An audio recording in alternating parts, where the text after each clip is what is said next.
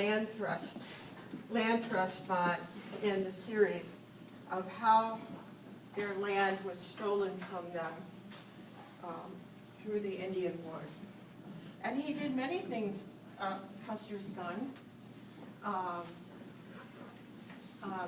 many things about war, many things about America's place in war and what they've done in war. Did you have any other questions? Well, and it's also done on the hide of a skin, Oh, yes. which I think is really fascinating, because many Indian paintings were traditionally done on hides and leather and that sort of thing. So. Yes, I'm afraid I'm getting a little nervous. I forgot to mention that. Oh, that's all right. It's fascinating. And this is fascinating also with the symbols of war of different civilizations and that bonnet. Jerry, I think we have one question from Evan. I have a question. I'm picturing Norman Rockwell with things pinned up all around his painting, like an illustrator. And then I'm picturing a still life painter with a table and everything set up very carefully with the light on it. Do you have any concept of how he painted this? Did he set things up, or was this all kind of put together from little pieces that he had pinned up around him? Do you know how he painted? Well, there are things that are possessions of his that are included, so he must have tacked them up. There are actual things that have his address or an envelope or a ticket or a receipt from a bank, things of that nature, which he used. But he also didn't always use things exactly where they were, or he changed things at times. He changed locations, or he put things from different periods of time in his life into one painting. So he selected. He used the things which he had, but he selected when he put them in to convey the message that he wanted to convey. And again, here's a tic-tac-toe game. Very strange little additions for you to look at and determine why. Was he a funny man, do you think? Did he make a lot of jokes or witticisms? Or he's obviously very sophisticated, but he had a sense of humor, but did it come out in his personality or only in his paintings? No, I think I never met him. My husband, as a child, met him.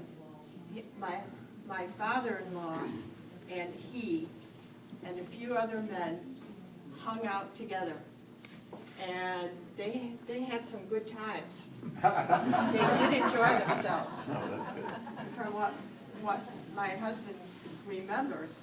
And they were tough, and they were very much, I think James did an excellent job in creating probably from the paintings, what was the character, what we have, the information we have, the character of Otis Kay. He compared him to Ed Ricketts, from the main character in Cannery Row.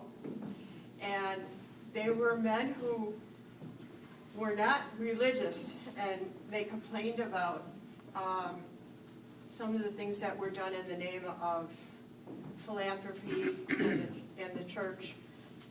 But they were moral, and they were very much interested in science.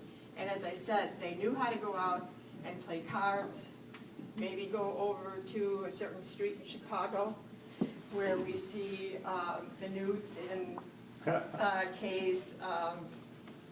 Can't see that. I'm getting old. I'm trying to think of the strip joint in Chicago that was. It's in his. Right. I can't say I know it well.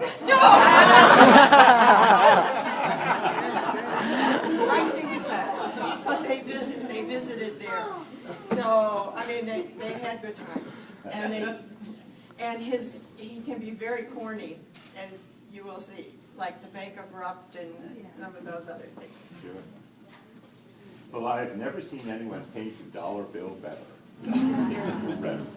And if you'll note, the Federal Reserve owns how many works by Otis Gay?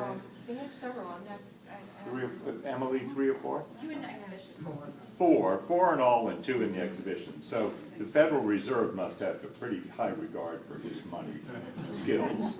and I think he was really setting up a challenge in Double or Nothing, because he painted the $2 bills right next to each other and dared you to see a difference between the two. And that's a fascinating painting too. If you look at the central composition, another violin is formed by the objects that he chose, and there's that telegram again. And I don't know what else to say. I think You've there's said a one. great deal. Thank you. Oh. Thank you.